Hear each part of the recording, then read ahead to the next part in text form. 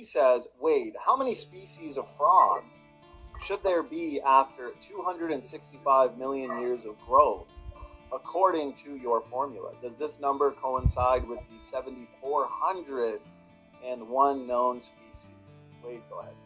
The rate of growth. There's been 2 frogs discovered in the last 10 years. That is an interesting, like if I take that data point and kind of extrapolate it 265 million years, okay, so in order to have that many species in a short amount of time, we have to have a huge, rampant, exponential growth.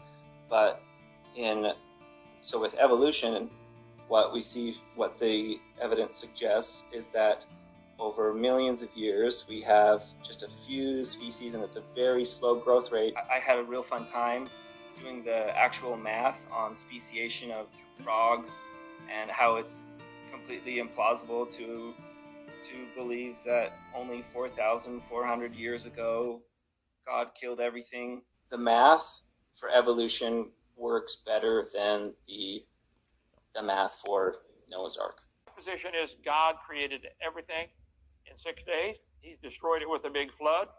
You can't figure out how all those frogs came from frogs on Noah's Ark in 4,400 years. For heaven's sake, Wade, you believe all those frogs came from a rock. You couldn't do that in any infinite amount of time, eternity.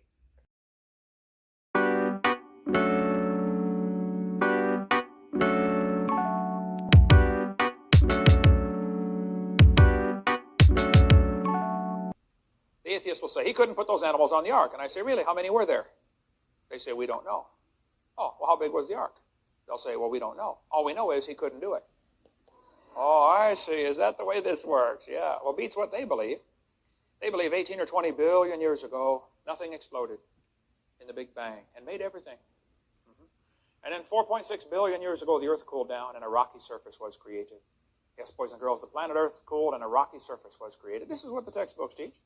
And as Earth formed, it was like the moon. It was hot, and there were large pools of bubbling lava.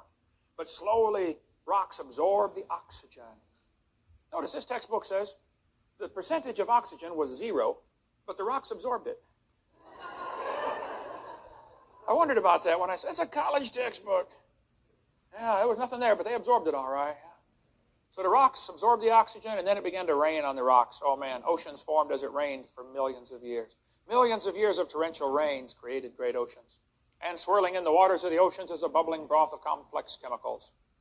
Progress from a complex chemical soup to a living organism is very slow. Well, I guess it is. It's totally stopped. Doesn't even happen. That's how slow it is. This book says the first self-replicating systems must have emerged in this organic soup. So their theory says 20 billion years ago, Big Bang, 4.6 billion years ago, the Earth cooled down. It rained on the rocks for millions of years, turned them into soup, and the soup came alive 3 billion years ago. And that first life form found somebody to marry. Now, there's a good trick. And something to eat, of course, and slowly evolved into everything we see today. So great-great-great-great-great-great-great-grandpa was soup.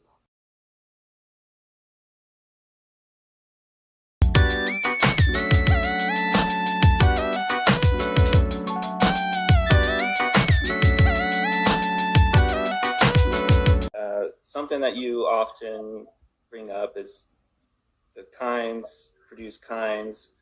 There's never been an example of a kind producing another kind. I'm not claiming that happens. Evolution doesn't claim that one kind of animal produces another kind.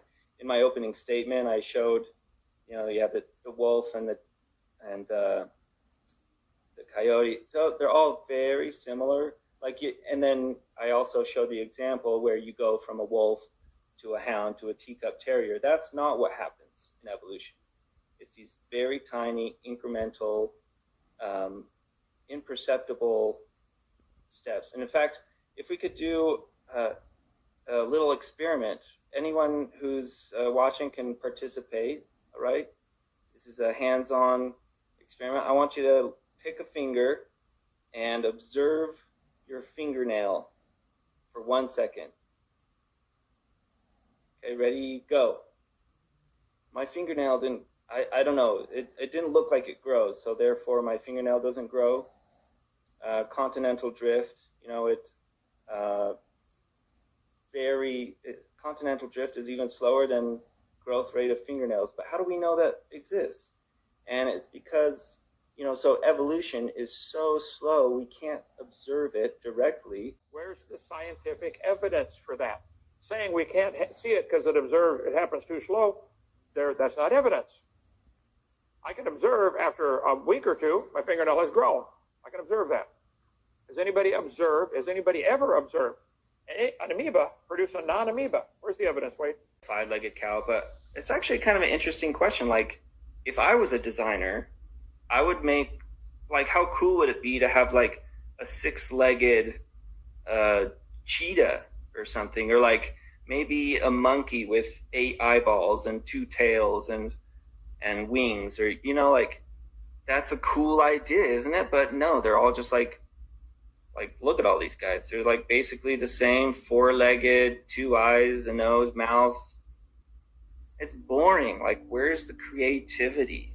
A car it's basically the same kind of car.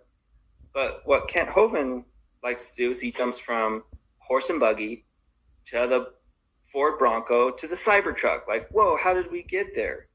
But that's not really how it works. It's slow, incremental, small changes over hundreds of years. Okay, so it's more like this. With evolution, we don't go from, like, a fox or a wolf doesn't give birth to a hound, which in turn gives birth to a little teacup terrier. It's so cute. But in reality, it takes thousands of generations and it takes hundreds of years. And as far as genealogy of the dog, I think it's interesting because this is unnatural selection where we get to pick the traits. And so this kind of evolution can happen at a faster rate. And there's currently 7,000 different kinds of dogs. Let's see. So again, we have a big kind of car and we have a small kind of car. But if we trace back the innovation throughout history, we can see that they have a common design or common ancestor, a thing with wheels that carries things. However, if we look at these different inventions, the rollerblades, the Segway, the vacuum, if we look at their innovation and their history, we can trace it back to a thing with wheels that carries things. But here we can see that, obviously, rollerblades is not a car, right?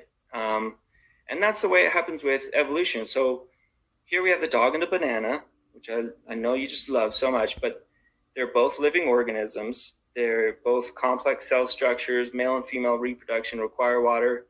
They have all these things in common. It's not that much of a stretch of to think that they have a common ancestor. There have been no examples of a new kind created. Take any one of those 30 you showed the list of. Let's talk about that just specifically. Exactly what did they observe? Just because somebody decided to call it a new species, like a dog and a wolf are different species. Canis lupus, Canis domesticus. They're still a dog. They look like a dog. They're still the dog kind, okay? So I'm sorry you did not show any.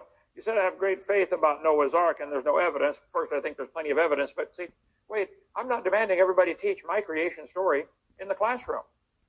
I don't have to prove my point. The purpose of this debate tonight, even the title of it is there reasonable evidence for evolution? I haven't seen any yet. I'd like to see what you've got.